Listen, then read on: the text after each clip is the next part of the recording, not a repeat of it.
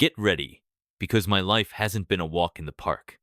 I was born Ioseb Bezarionis Zeyugashvili on the 18th of December, 1878, in the town of Gori, Georgia, which was then part of the Tiflis Governorate of the Russian Empire. We were a poor family. My father, Bessarion Jugashvili, was a cobbler whose shop fell into decline, and he became an alcoholic who beat my mother, Ekaterin Geladze, and me. I was their third child, but the only one to survive infancy. I vividly remember our poverty. We were forced to move constantly, living in 9 different rented rooms after my mother left home around 1883. In 1888, I was enrolled in the Gori Church School, where I excelled in my studies, but life didn't spare me physical hardships. In 1884, I contracted smallpox, which left scars on my face scars that would later be painstakingly erased from photographs. And at the age of 12, I was seriously injured when I was run over by a phaeton, an accident that caused permanent damage to my left arm, leaving it less flexible and shorter than my right. Despite the difficulties, I continued my education and eventually entered the Tiflis Theological Seminary. It was there that my ideas began to shift. I started to take an interest in the ideas of Marx and ended up joining the Russian Social Democratic Labor Party. To support Vladimir Lenin's Bolshevik faction, I didn't hesitate to resort to unconventional methods. I raised funds through robberies, kidnappings, and protection rackets.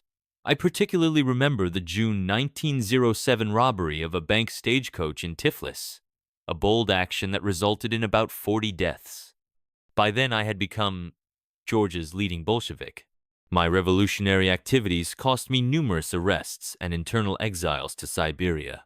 But each time, I managed to return, determined to advance the Bolshevik cause. In January 1912, during the Prague Conference, I was elected to the first Bolshevik Central Committee.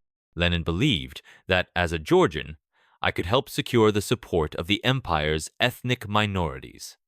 In February 1912, I escaped again to St. Petersburg and was tasked with transforming the Bolshevik weekly Zvezda, Star, into a daily newspaper, Pravda, Truth. The new paper was launched in April 1912, and my role as editor remained a secret.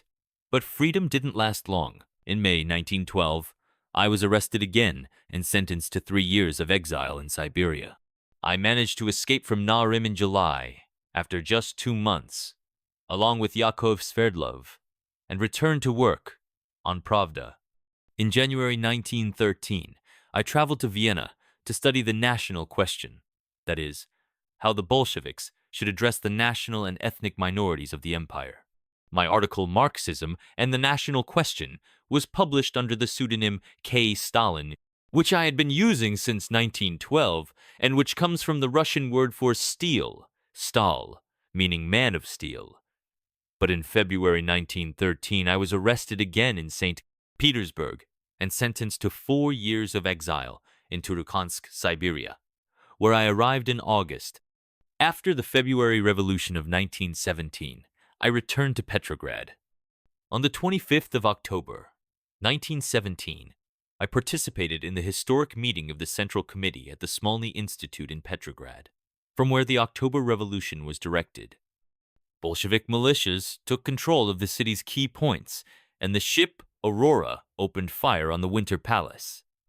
Although some of my later opponents tried to downplay my role, as a member of the Central Committee and editor of Pravda, I was fully involved. After the seizure of power, I was appointed People's Commissar for Nationalities. In this role, in November 1917, I signed the Decree on Nationality, which granted ethnic minorities the right to secession and self-determination. I supported Lenin's decision to sign an armistice with the Central Powers, as I was not convinced, unlike him, that Europe was on the brink of a proletarian revolution. In the years that followed, my role in the party steadily grew. In 1922, I was appointed General Secretary of the Communist Party. This position, seemingly administrative, proved crucial for my later consolidation of power. Upon Lenin's death in January 1924, I took charge of organizing his funeral. To bolster my image as a devoted Leninist, I delivered 9 lectures on the foundations of Leninism.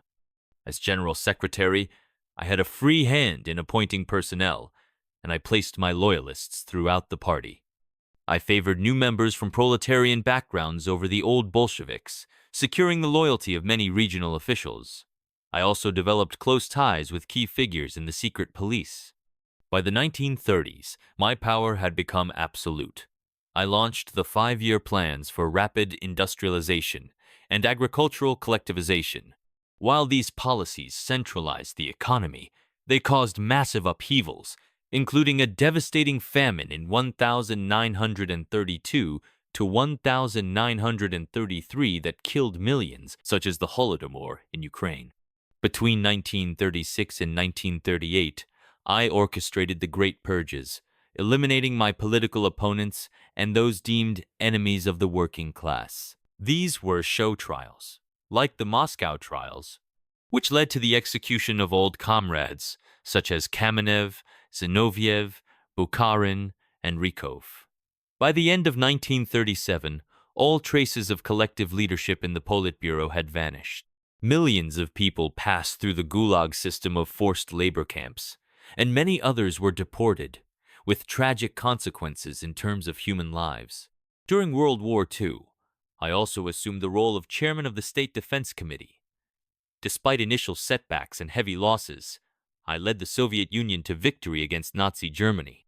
My role was recognized even by the Allies. In 1942, Time magazine named me Man of the Year. In the post-war period, I helped shape the New World Order, with the creation of the Soviet sphere of influence in Eastern Europe. Churchill spoke of an Iron Curtain.